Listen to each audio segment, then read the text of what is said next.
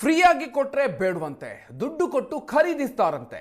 40 ಕೋಟಿ ರೂಪಾಯಿ ವೆಚ್ಚದಲ್ಲಿ 15,000 ಇಟಿಎಂ ಖರೀದಿಗೆ ಬಿಎಂಟಿಸಿ ಮುಂದಾಗಿದೆ. ಇಟಿಎಂ ಎಲೆಕ್ಟ್ರಾನಿಕ್ ಟಿಕೆಟ್ ಮಷಿನ್ ಖರೀದಿಗೆ ಟೆಂಡರ್ ಆಹ್ವಾನಿಸಲಾಗಿದೆ. ಬಿಎಂಟಿಸಿಗೆ ಉಚಿತವಾಗಿ ಇಟಿಎಂ ನೀಡೋದಕ್ಕೆ ಕೆನರಾ ಬ್ಯಾಂಕ್ ಮುಂದಾಗಿತ್ತು. ಕೆನರಾ ಬ್ಯಾಂಕ್ ಕೊಟ್ಟಂತಹ ಉಚಿತ ಆಫರ್ ಅನ್ನ ಬಿಎಂಟಿಸಿ ತಿರಸ್ಕರಿಸಿದೆ. ಕಾರಣ ಸಾಫ್ಟ್ವೇರ್ ಸಮಸ್ಯೆ ಅಂತ ಹೇಳಿಕೊಂಡು ಕೆನರಾ ಬ್ಯಾಂಕ್ ಆಫರ್ ಅನ್ನ ಬಿಎಂಟಿಸಿ ತಿರಸ್ಕಾರ ಮಾಡಿರೋದು. ನಷ್ಟದ ಹಾದಿಯಲ್ಲಿದ್ರೂ ಕೂಡ ಕೆನರಾ ಬ್ಯಾಂಕ್ನ ಆಫರ್ ಅನ್ನ ಬಿಎಂಟಿಸಿ ತಿರಸ್ಕರಿಸಿದೆ. ಫ್ರೀ ಬೇಡ ಅಂತ ಹೇಳಿ 40 ಕೋಟಿ ಖರ್ಚು ಮಾಡಿ ಇಟಿಎಂ ಖರೀದಿಸೋದಕ್ಕೆ ಪ್ಲಾನ್ ಮಾಡಿದೆ. ಸಾಲದ ಸುಳಿಯಲ್ಲಿರುವಂತಹ ಬಿಎಂಟಿಸಿ ಇಂಥ ನಿರ್ಧಾರವನ್ನ ಮಾಡಿರೋದು ಈಗ ಸಹಜವಾಗಿ ಆಶ್ಚರ್ಯಕ್ಕೆ ಕಾರಣ ಆಗ್ತಾ ಇದೆ.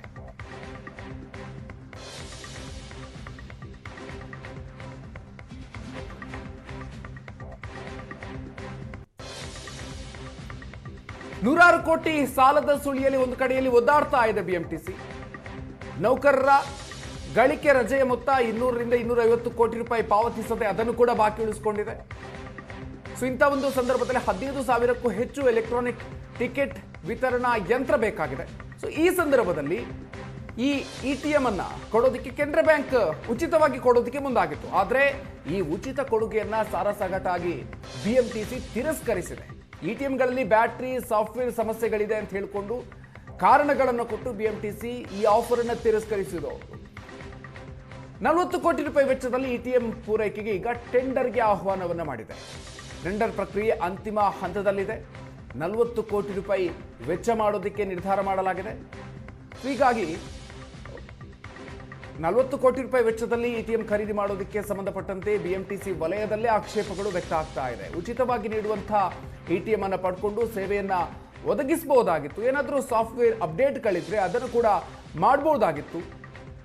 ಆದರೆ ಈಗ 40 ಕೋಟಿ ಇಷ್ಟು ದೊಡ್ಡ ಪ್ರಮಾಣದಲ್ಲಿ ಹಣವನ್ನು ಕೊಟ್ಟು ಖರೀದಿ ಮಾಡುವಂತಹ ಪರಿಸ್ಥಿತಿ ಬಂದಿದೆ. ಈ ರೀತಿಯಾಗಿ ಯಾವ ಕಾರಣಕ್ಕಾಗಿ ಈ ಕ್ರಮ ಅಂತ ಹೇಳುವಂತ ಪ್ರಶ್ನೆ ಉದ್ಭವ ಆಗಿದೆ.